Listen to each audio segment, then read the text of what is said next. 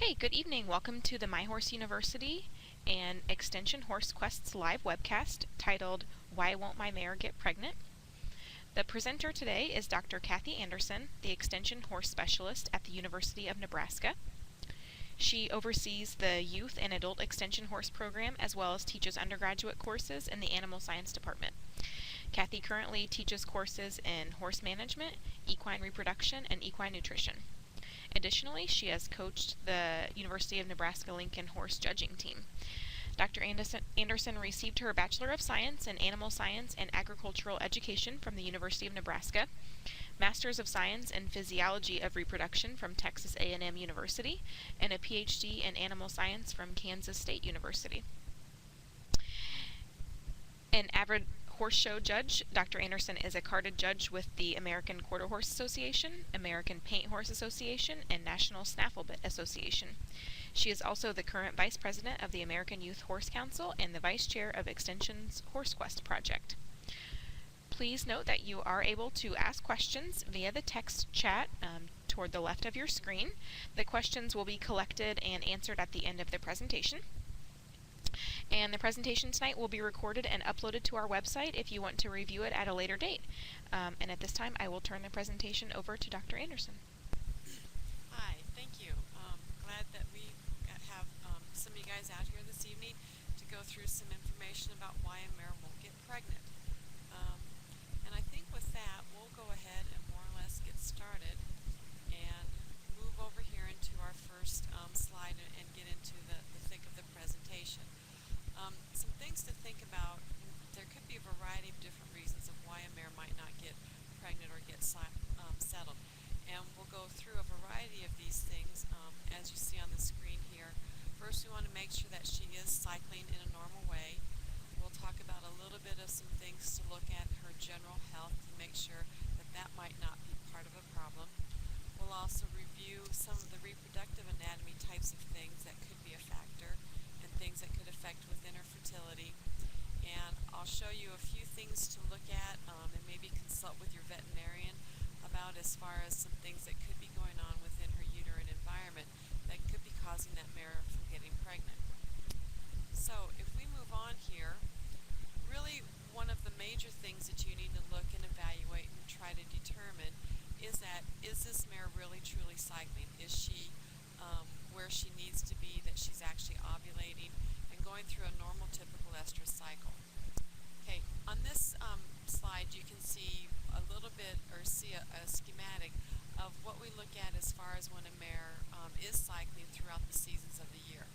The horse is a seasonal polyestrus breeder, meaning that she is going to cycle and be ready to breed depending on the way that the sunlight really goes, more or less. Okay, basically, we'll talk about more or less over here where we're at here. We're into November and October, and this is what we call our fall transitional period, when most of our mares are going to begin to more or less shut down. If you would evaluate their ovaries, they're going to be smaller, being more inactive. If you would tease those mares, they're not going to tease in a normal, true cyclicity, whereas it would actually occur about every 21 days. Excuse me. And so next what these horses are going to go into in the wintertime is what we call the anovulatory season. And for most of us, that's going to be in the winter months, going into January, December, January, and February. This really follows the daylight that there is, and if you think the shortest day of the year is the 21st of December, that's when, for the most part, the mare should be pretty much shut down and not cycling. Now, there are always a few that maybe don't follow the rules, and so not every mare is going to completely go anovulatory and stop cycling, but the majority of them will. So if you tried to breed these mares left to nature here in February, January, December, you're not going to have much success. Then as the day length begins to get longer, they will go into what we call the spring transitional phase here in those springtime months of March and April. And during this time, you'll see those mares come into relatively long heat periods. They also will tend to begin to start shedding their hair coat. If you evaluate their ovaries, they may or may not truly be actually ovulating. most horses then, when you get into the early summer of late April, May, and through June and July, then that's going to be their natural true breeding season. And so this is the time, it will vary a little bit as you move north to south of the country. However, during that time of year, most mares will have a normal, on the average, 21-day cycle and be in their true natural breeding season. So sometimes if you're trying to breed a mare here in this spring transitional phase or the fall transitional phase, they might not work quite as well because they're not truly cycling. So we want to make sure and ensure that they really are truly cycling, so you're going to be able to have the most efficient, the best chance of getting them pregnant.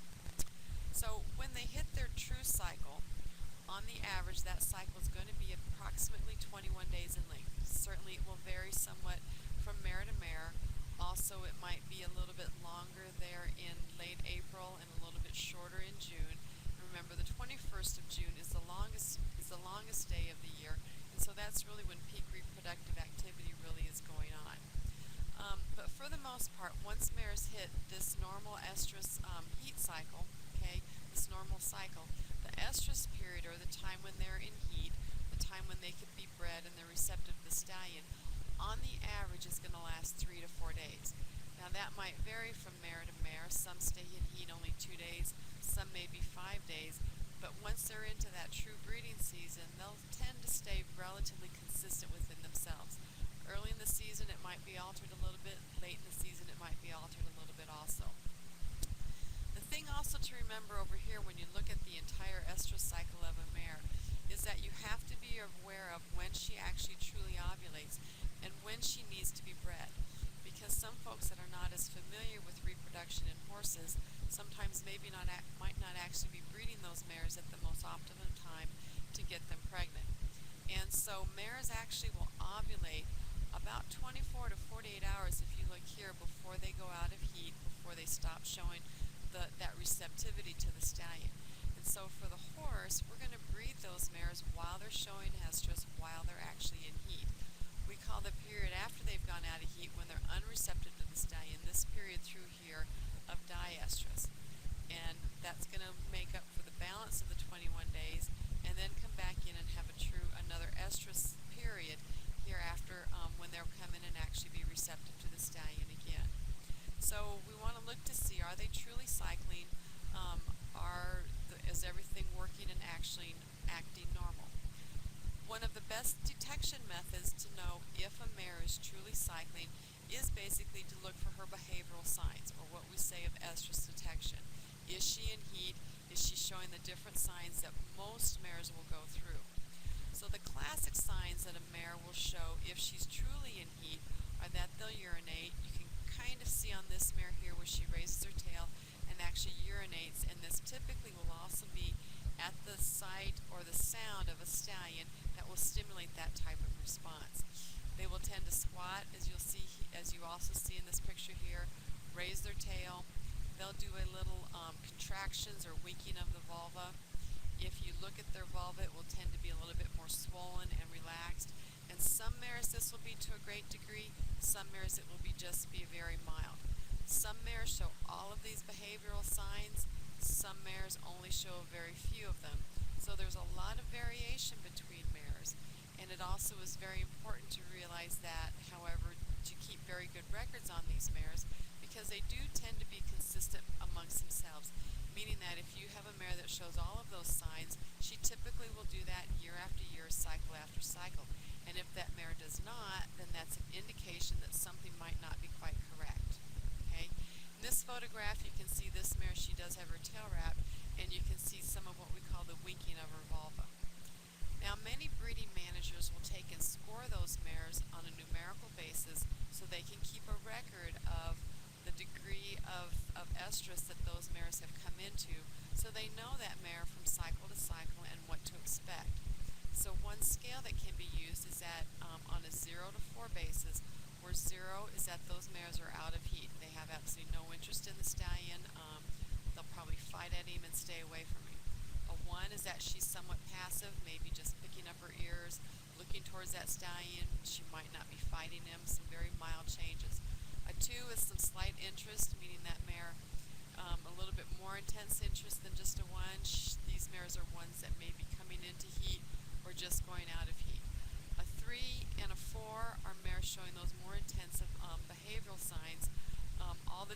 because of urinating, winking, greater interest. Some of these mares, you cannot keep them away from the stallion.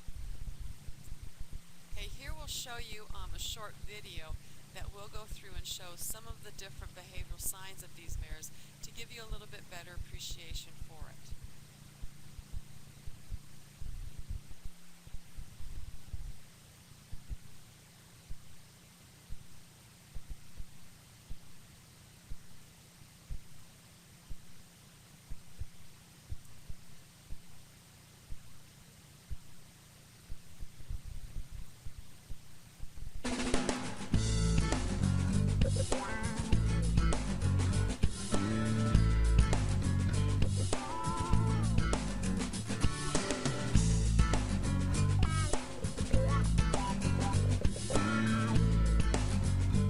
Once mares have entered into the breeding season, they will show the typical behavioral signs of estrus.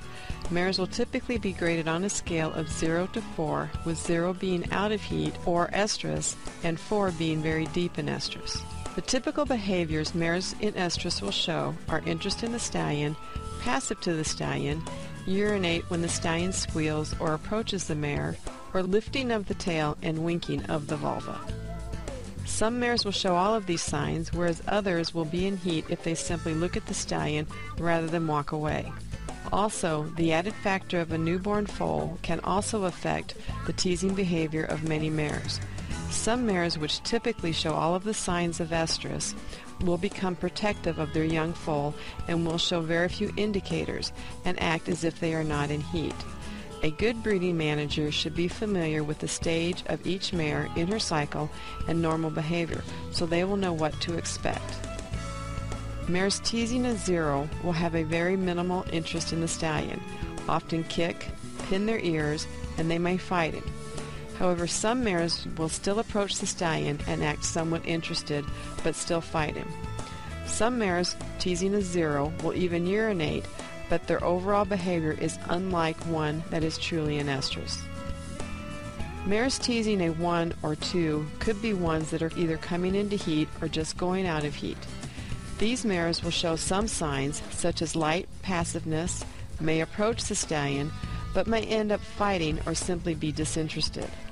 Again, it is important for the teasing person to be familiar with the mare's estrus cycle so they know if a mare should be coming in or going out of heat.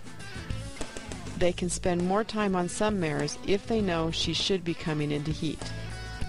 Mares teasing a score of 3 will easily show nearly all the behavioral signs of estrus, such as winking of the vulva, raising the tail, urinating, and somewhat passiveness to the stallion.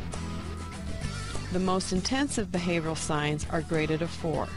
These mares are extremely deep in heat and will generally approach the stallion with little or no fighting. They too show all of the behavioral signs in an extreme way. Most mares will take a day or two to come into deep heat, or tease a 4. They will begin as a 1 or 2 one day and then move up to a 3 and then a 4. Once they have ovulated, they will then regress and will tease a 1 or a 2 before going out of heat and teasing a 0.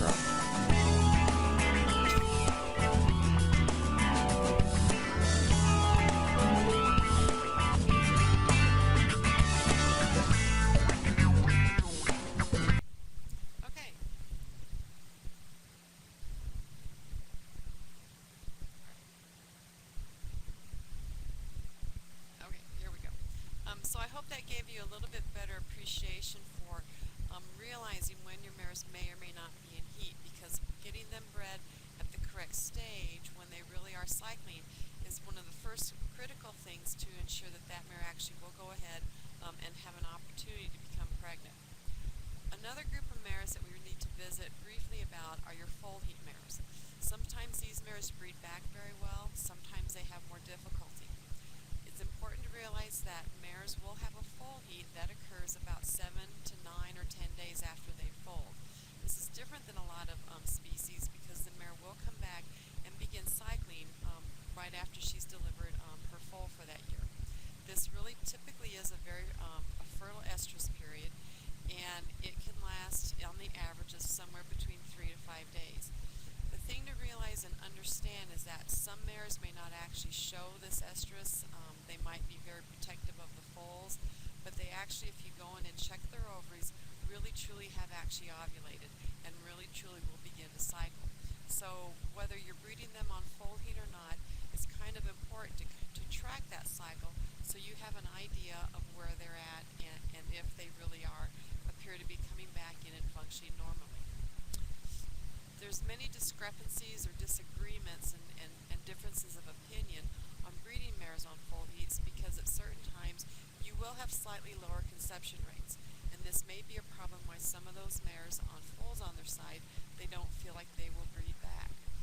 It's important to be somewhat selective about those mares when you are, if you want to breed them on foal heat or not. One of the biggest reasons to breed on foal heat is that those mares might be delivering those foals a little bit later in the year, and you would like them to have next year's foal just a little bit earlier. However, you need to look at some of these different kinds of things and see what kind of parturition did she have. Did she hang on or retain that placenta? Is she good body condition? All of those things have to be considered and taken into account if you want to breed that mare on foal heat, and also the time of the year.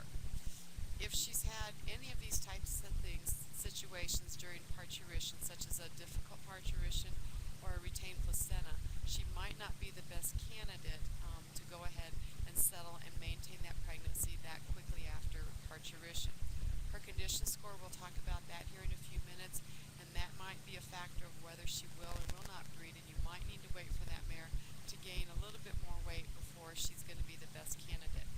Again, most commonly when mares are looked to be bred on foal heat is the time of the year where it's a little bit later. You like those mares to be bred just a little bit earlier. One thing that is really recommended and has been shown to have a very positive influence on mares getting pregnant and maintaining their pregnancy when they're bred on foal heat is to have what we call a uterine lavage performed on them. And basically what a uterine lavage is you can see some fluid here, some bags of fluid, and a tube running into that mare. And it basically is taking this mare just a few days post-parturition after she's foaled and flushing her uterus out. We'll take the fluid, run it into her uterus. You can see it has a little brownish color to it because it's got a little bit of iodine added to it. And you'll run it into her uterus, fill it up, basically run it right out, and more or less flush that uterus out to clean out the contents of it, to stimulate some uterine involution. And generally at the last flush, also some antibiotics are often added to it. And this really has been shown to have an increase in both conception rates and also pregnancy maintenance for mares that have been being bred on foal heat. Now, however, if your mare has had some of those issues and she's maybe not the best one to be bred on full heat, another option that you might choose is to do what we call a short cycler. And this is where we would give her a shot of prostaglandin on day 6 or 7 after she's ovulated. And this will shorten that interval up and have her come back into heat within approximately 3 days. What this allows is for that uterus to go ahead and involute, improve that uterine environment to some degree, and give her a little bit more time rather than breeding her quickly on full heat. So that's another option that some folks will use when they want to breed mares that early in their cycle. Now, one group of mares to realize and just file as a thought, and it's not a large population of mares, but we do have some that are called Lactational Anestrus. And we hear of folks saying, I've got a mare, when she has a foal on her side, she doesn't breed back. So why doesn't she breed back when she has a foal on her side, when as she's an open mare with no foal on her side, she does go ahead and breed back? Well, some of these mares are what we call Lactational Anestrus, where they simply do not cycle quite correctly when they are nursing.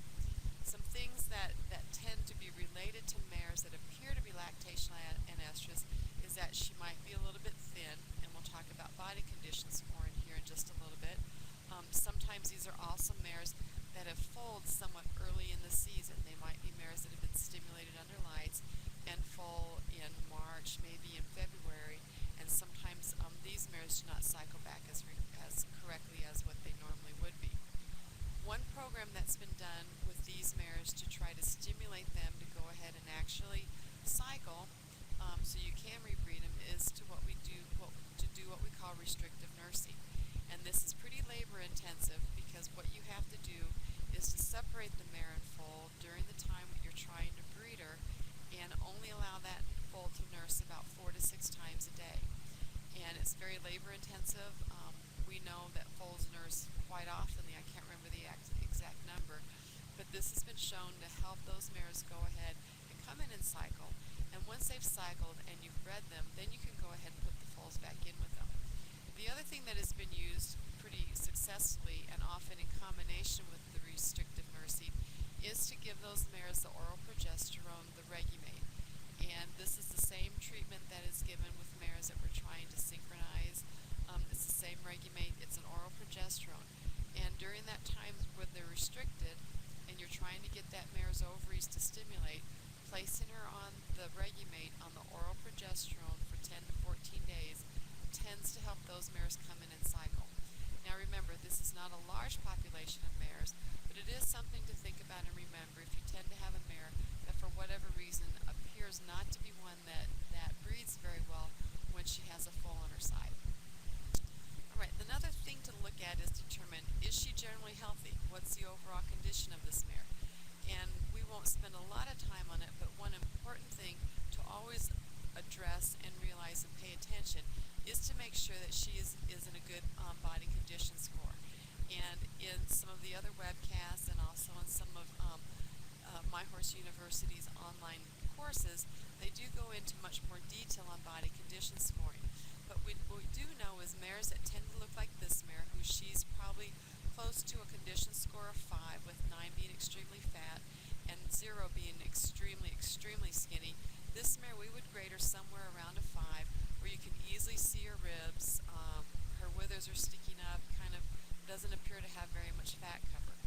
And mares in this body condition score tend to have a very much reduced reproductive performance.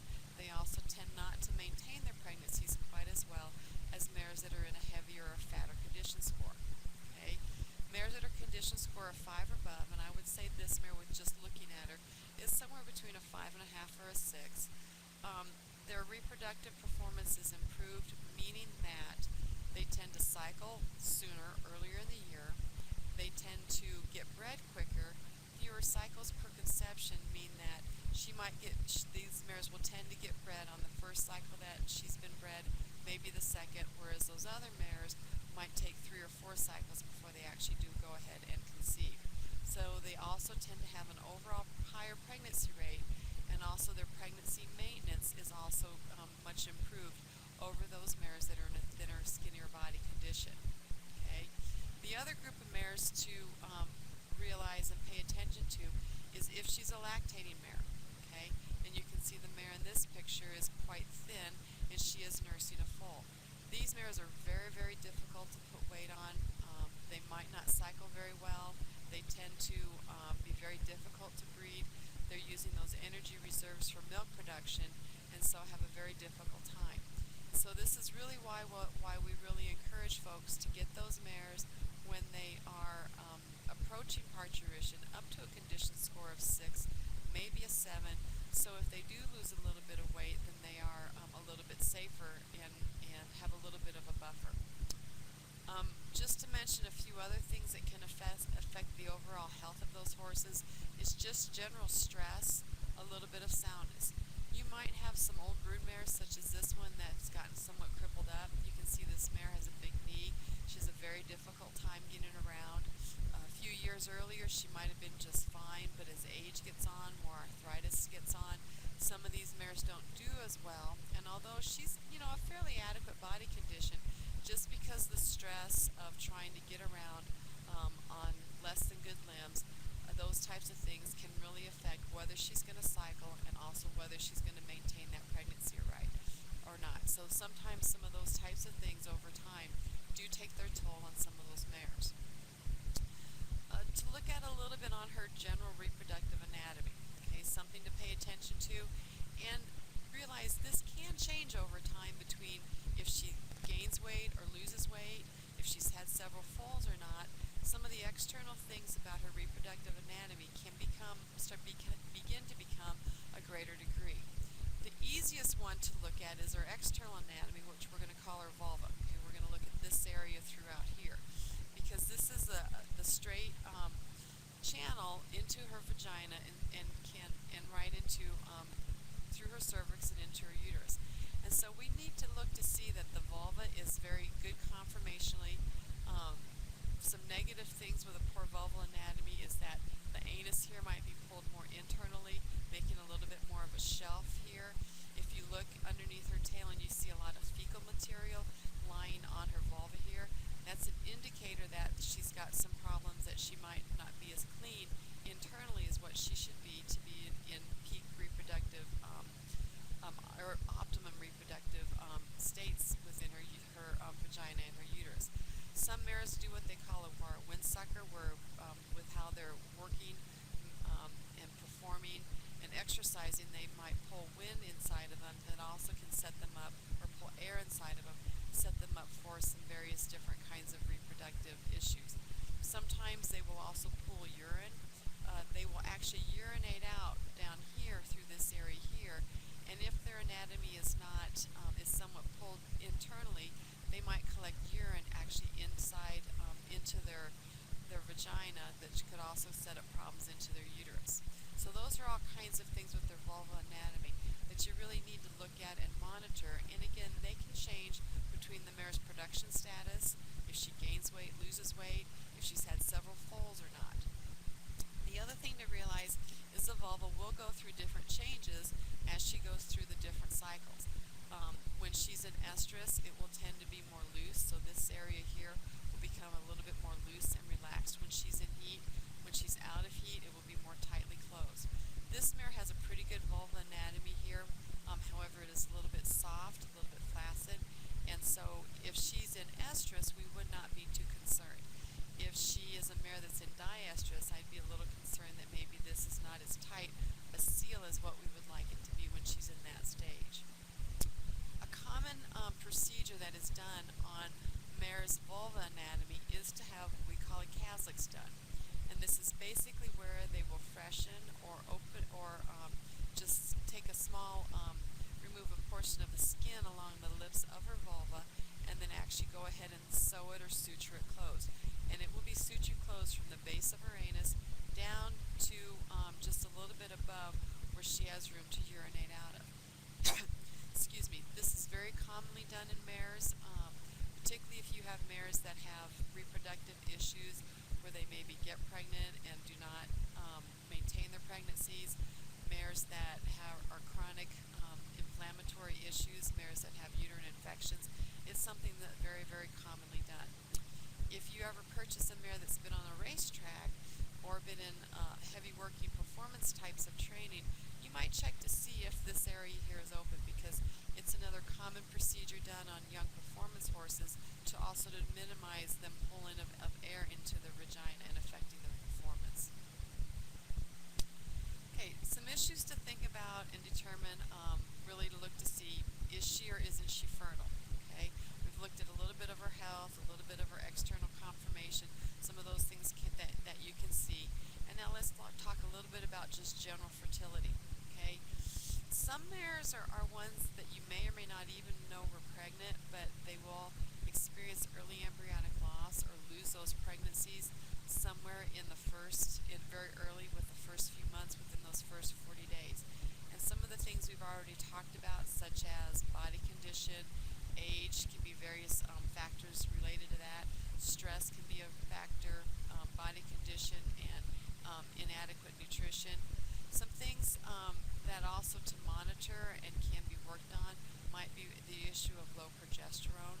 So some mares are placed on some exogenous progesterone, such as the Regulate, to help them maintain those early pregnancies. Different things. We'll talk about some of the uterine environment here in just a moment. Okay. To talk a little bit about the mare's age, and mares are fairly reproductively sound by the time they're about 3 years of age, and you can look on this table here that up until they're about 13 to 14 years of age really are about the years that they're the peak reproductively sound. If you look at here, mares from 3 to 8, okay, 9 to 13, to 18 years of age or over 18 years of age, the number of estrus cycles is much higher on the younger aged mares, and those mares, once they get 18 and over, tend not even to cycle quite as well as those younger aged mares.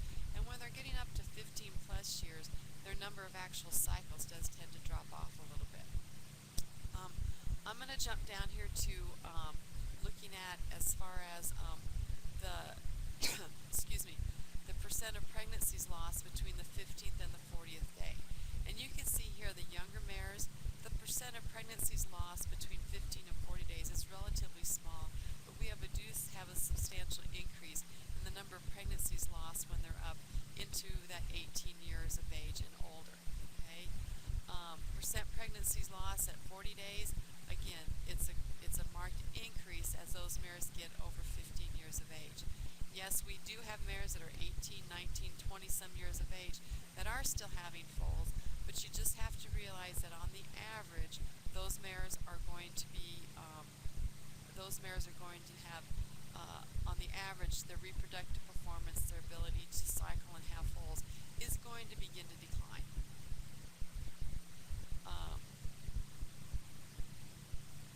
There's a question here, and I'll go ahead and address it. I know they wanted to address some of them towards the end, but since we've just had one so far, they asked, is it more common for maiden mares to have early embryonic loss while being bred by artificial insemination? I really don't believe that there's any research data to support that. Mares bred by artificial insemination, it fits right in with where we're at to talk about clean reproductive practices. If they're bred at the correct stage, if they are bred using good, clean, sanitary conditions, their incidence of early embryonic loss should not be any different than if they were bred live, regardless if it's a maiden mare or a mare that's had several foals. So I really don't believe that there's anything to substantiate that thought. But it is important here as we move into looking at clean reproductive practices that particularly if mares are being bred artificially and also if they are being having different examinations done on them, that they are done in a very clean environment. This is a tail wrap that is used, actually it was used when we were in graduate school. We call it the Aggie tail wrap. It's something that we learned at Texas A&M. And it's a very sanitary type tail wrap because it's basically a palpation sleeve and all the tail is placed into the sleeve. It's secured to the dock of the tail with duct tape. And the nice thing with this is all the tail hair is inside. You can see over here all the tail hair is inside. And then this wrap, once you're done working on that mare, you take it off and you throw it away. So there's no chance that you can move contaminants from mare to mare because they can have some venereal types of issues here that on some of those tail wraps that move from mare to mare, you can transfer them. So depending on what you're doing, wrapping the tail is a very good practice. If you're simply palpating the mare, it's probably not critical. However, this is another picture of us doing a lavage on the mare where you're going in through the vulva into into the vagina and to the uterus. And so whenever you're doing those kinds of practices, I think it's very important that you wash the mare, wrap her tail, use a sleeve and that when you're working on those mares, and be as clean and sanitary as necessary, as possible, I should say. It's not as critical to be sterile with all these practices, but it is very important to be clean so you do avoid moving any extra contaminants into that mare and causing more problems, more harm than good. Some of the various examinations and tests that can be done within the mare's uterus to try to look to see what kind of environment she has within her uterus, and also examining her ovaries and other reproductive anatomy, are the things with a rectal palpation, which is basically going in through the rectum and feeling the cervix, feeling the ovaries, feeling the uterus, which can tell you a lot about the health of those various structures. Ultrasound examination is done quite a bit, and these are a couple pictures of some ultrasounds of the mare's ovaries. And the mare's ovaries can be ultrasounded to look for what kind of follicular development is occurring. Do they have multiple follicles, such as in this picture, one normal size follicle? Are they cycling? Are there follicles? Is she making and building follicles? Ultrasonic examinations are also very well, can do a very good job of looking at the mare's uterine environment. You can pick up fluid. You can look for different kinds of health anatomy within that mare's uterine environment. And so it can tell you a lot what's going on within that mare's. Other diagnostic tests that some veterinarians will choose to do are uterine culture and endometrial biopsy. A uterine culture is basically where you would take a long, looks almost like a great huge long Q-tip, and go in through the cervix into the uterus and take a swab of that mare's uterus, and it is analyzed for to see if it will grow anything, see what the environment within that uterus might be. Many veterinarians prefer to do an endometrial biopsy, where it actually goes in and takes little pieces of that mare's endometrium, the internal lining of her uterus, and look for different types of things as far as potential infections, cytology, various types of things as far as what the health of her endometrial lining or uterine lining actually is. And so depending on your veterinarian, depending on what they feel they need to look at, any one or all four of these types of examinations and types of tests might be performed on that mare to give you a good idea of maybe what might be going on, why she may or may not be settling. Some different types of things that could be going on within that mare is that she may have some type of low-grade endometritis, some type of low-grade infection. And the culture, the biopsy can help tell you that. Looking at her with an ultrasound can help tell you that. Maybe she's got some scarring within that uterus that is also preventing her from getting pregnant. Really, you need to use a veterinarian that's pretty experienced in equine reproductive practices to go through some of these types of things and help determine the best modes of treatment. Flushing that mare's uterus out, using various antibiotic infusions into that mare's uterus can have very positive effects, but they need to be done at the correct stage of the cycle. There are different combinations and different types of antibiotics that are used and those types of things. And so the bigger the problem, probably the more important to have someone that's pretty experienced with uterine types of things and issues that can be going on within a mare. Sometimes they'll talk about a mare that has a cyst, and cysts can be easily picked up and noticed and detected on an ultrasound. It will look just like a little fluid-filled spot on that mare's uterus. They tend to be a bit more common as the mare ages, and some cause fertility issues, some do not. It's important to note that they're there, and some mares have lots of cysts and breed just fine. Other mares, cysts can cause a problem. And so it's just something to note and realize that maybe it's an issue, maybe it's not. Some mares will actually have what they call a post-inflammatory or post-breeding inflammatory response, where they get some fluid within their uterus right after they've been inseminated. This might be somewhat related to her question as far as maiden mares and being bred artificially, because some mares, the using of extender with mixing it with the semen can cause some of this inflammatory response. It's probably more commonly seen in mares that are being bred with frozen semen because of the small amounts of seminal plasma that's within the frozen semen, and so sometimes those are issues.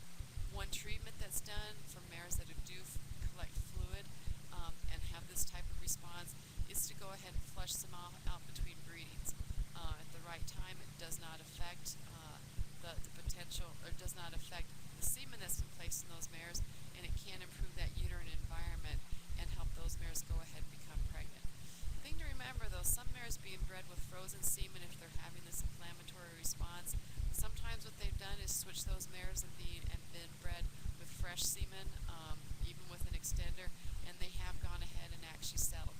So that's something to think about and realize if you're having problems with a mare being bred with frozen semen.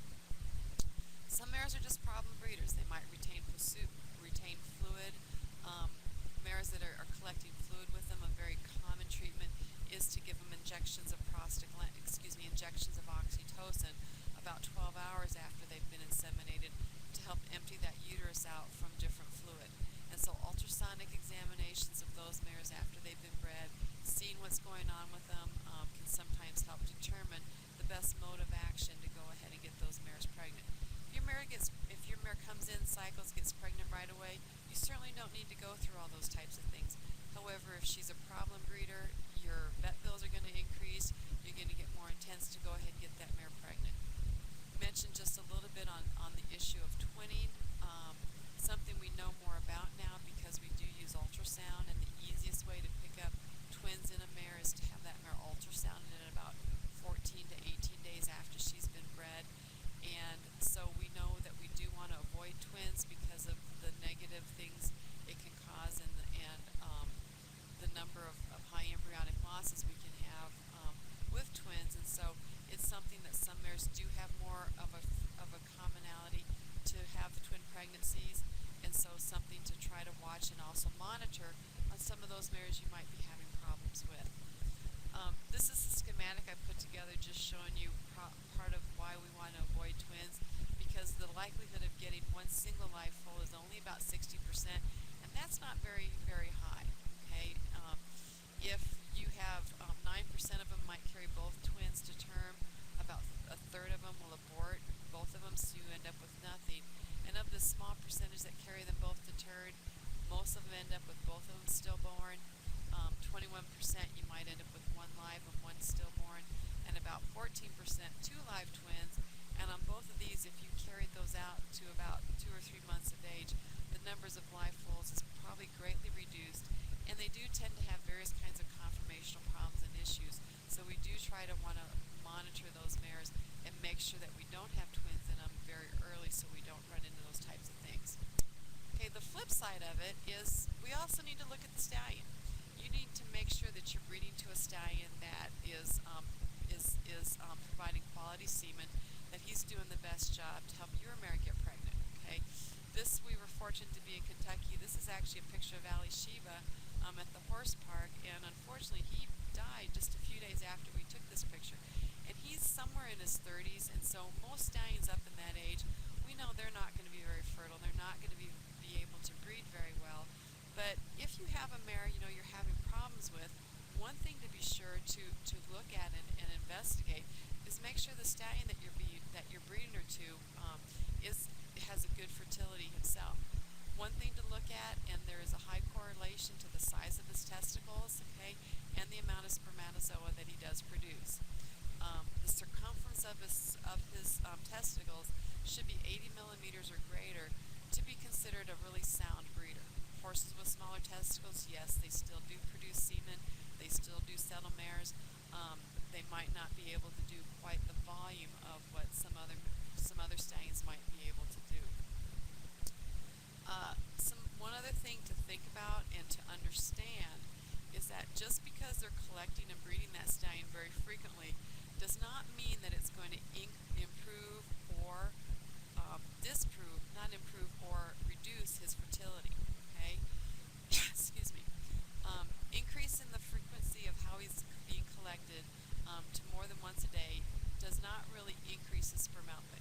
He's only going to produce so much in a day. They've gotten very good about this, of understanding this in the thoroughbred world, where they do only breed those stallions, only breed by live cover. So some of those stallions are breeding multiple times a day, but they do know what that stallion's daily sperm output actually is. So the frequency of collecting and the frequency of breeding him really doesn't have any effect on the fertility of his spermatozoa. Just by collecting him more often, you're not going to get immature spermatozoa from him. You're not really changing things. He's only got so much that he's going to produce a day. So don't get concerned on your mare to say, well, they've overbred that stallion. He doesn't have any semen left. He does have a certain amount that he will produce in a day, and he'll pretty much stay consistent over the breeding season. And when he's in peak reproductive activity, stay pretty much consistent about that. So that's something to understand and realize, and it's something, if you have problems with your mare getting a foal, that you might want to check on it and look into. Stallions are affected by the season just as the mare, maybe not to the degree that what mares are affected. Right? Some stallions, stallions in the wintertime, their reaction time will be slower, meaning it will take them longer to breed. They also will have reduced semen quality, so their collections will be about half what it is in the normal breeding season.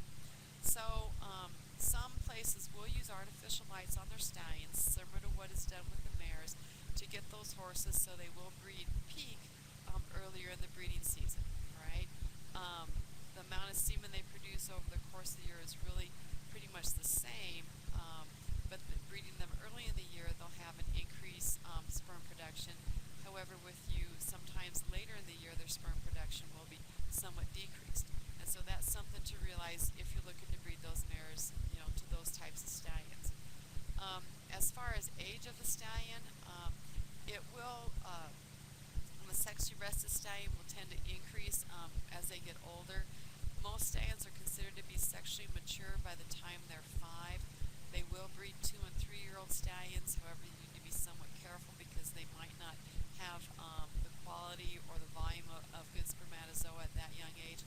But once they reach the age of about 5, out through the remainder of their when they're physically able, most stallions' semen quality stays very much the same. Very much the same. One thing they will look at to determine what his actual sperm output is to collect him twice within about an hour. And the horse's second collection will tend to be about half what the first collection is. And this is one thing that stallion owners will do to be able to determine really how many mares could be bred to a stallion in a day or over the course of a week. And this becomes pretty important in a live cover situation. If you're having problems with the mare, make sure the semen's being evaluated, make sure that you're getting good quality semen. Typically, semen's evaluated so you know the volume, how much of it that is there, what the concentration is, so how many spermatozoa there is per millisemen, what the actual motility is, and that's the percent that's actually live and moving, because he can give you a lot of volume. There can be a lot of spermatozoa cells in it, but if it's not motile, it's probably not alive, and it's probably not going to be able to fertilize. Okay. Another factor that is also evaluated in extensive semen evaluation is the percent abnormals. All right. And so, if a mares are not getting pregnant, it's a good idea to have an evaluation done on those stallions to make sure that the stallion is not part of the problem. Always the best test for those stallions is he getting the mares pregnant? If yours is the only one that's not, maybe it's a mare issue. If there are several of the mares that have not settled on that particular cycle and that particular time, then there might be some problems going on with the stallion. So there are things that can go both ways between the mare and stallion.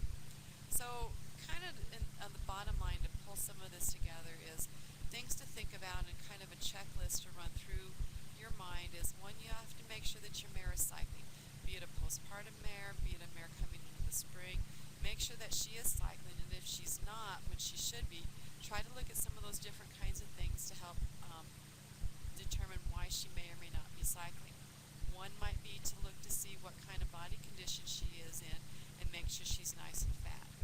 Another might be to reduce stress, soundness issues, excessive heat, different kinds of things.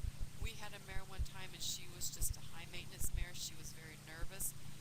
She didn't deal with being in a stall at the breeding farm very well, and if we left her at our house and brought the semen to us where she was in a more calm environment, she was able to get pregnant. So she might be physically fine, but mentally she just doesn't handle the stress of being in a strange location. So think about some of those kinds of things. Also, make sure you have a reproductive status evaluated. If she's having problems, have her evaluated for her uterus, ultrasounded, maybe some of those other types of diagnostic tests. And then the other one really is to look to see, are you using the most fertile stallion? Sometimes you might be really like that particular horse, but however, sometimes just changing the stallion or the method that the mare is being bred by can really do a lot to go ahead and get that mare actually pregnant. So with that, that kind of bringing my portion of the presentation to an end. We've had the one question come in. If some more of you have some questions, you can go ahead and type those in, and I'll try to address them to the best of my ability. Oh, let's see.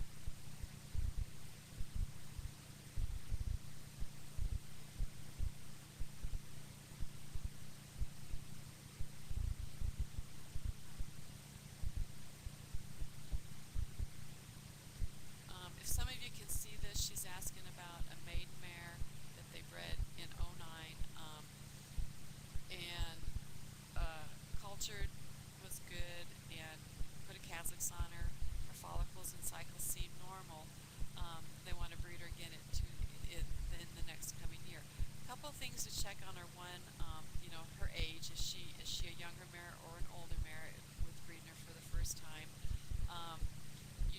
culture her, so that looks good.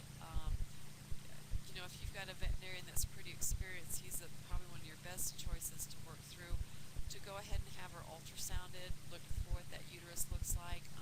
Some of those types of things probably is a very good plan to go by. You might breed her once or twice, look at her uterus, and then go ahead and maybe have her cultured. Again, sometimes changing the stallion or changing the method of breeding might also be another potential thing to look at.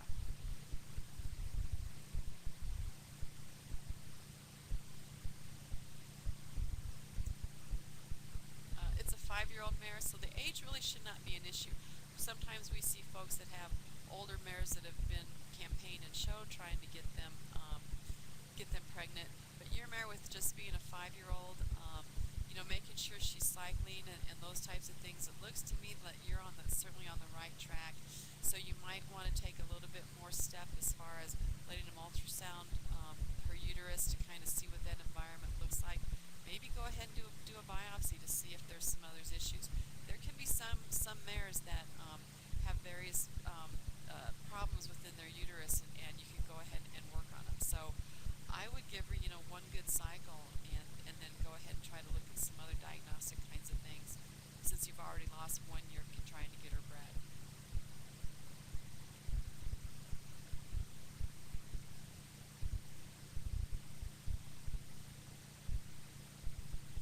Oh, she's talking about her being high stress. And that can really be an issue.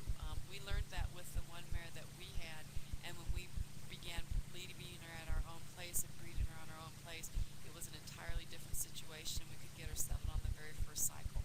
So that really could have something to do with your problem, and you might try to figure out a different way to reduce that level of stress on her. It's a good thing to think about.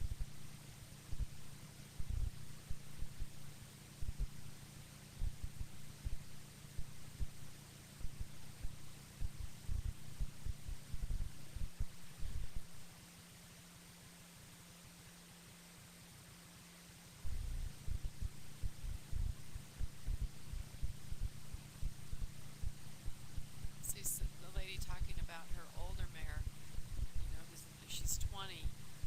Everything looked great. She was starting to ovulate right over 2 cycles, and she didn't take. Yeah, 2003 is the last time.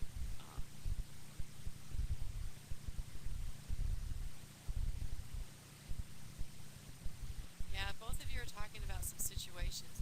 You can do these things. Your 20-year-old mare, she might just be done.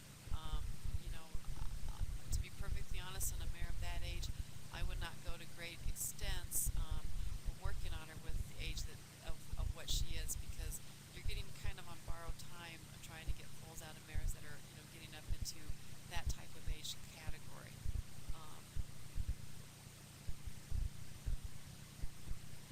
Yeah, the mare that you've done all these variety of things, and she's 13. Some mares can be just tough. It's difficult to say, what to do. So.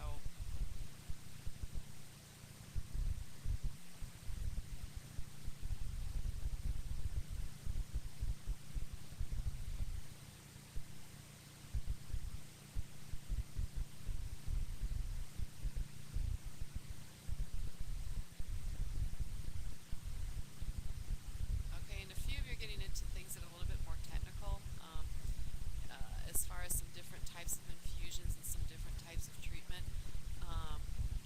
Dr. LeBlanc is she at the Gluck? She's in Kentucky. She's done a lot of variety, different kinds of things, and so again, I'm not a veterinarian. I've done a lot of work in this area. However, those types of people are going to be quite a bit more experienced in specific uterine kinds of treatments and specific different kinds of treatments that you might try on those mares. And so, to me, if you want to get more involved, I think it's important that you find a veterinarian that's pretty experienced in equine reproductive types of things. And some of them are very good reproductive fertility specialists, and they're very willing to share their thoughts. And so if you're working with a veterinarian in your area, you can even suggest they call some very high-level specialists such as Dr. LeBlanc, and that to share some ideas, some thoughts on different types of treatments. Those veterinarians are very good about that, particularly when they're in different areas, of sharing some thoughts and ideas of different types of ways and specific things that they might try on some of those horses. Okay, so I hope that helps you, but that might be some suggestions that you might use on some of the folks that you're working with to get them a little bit broader ideas of some different specific types of things that you might can do.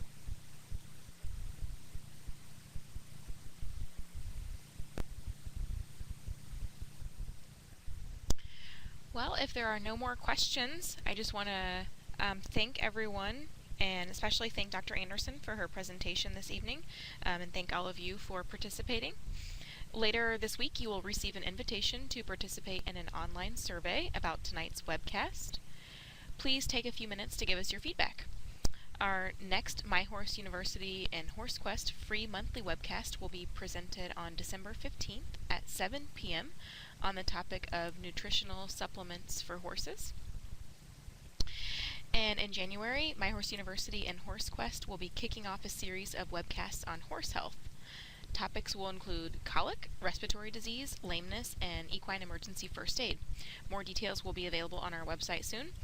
Also, My Horse University is now on Facebook, so become our fan to have access to exclusive deals and get the most up-to-date information on our events and more. Please remember that this webcast was recorded and will be uploaded to our website by the end of the week.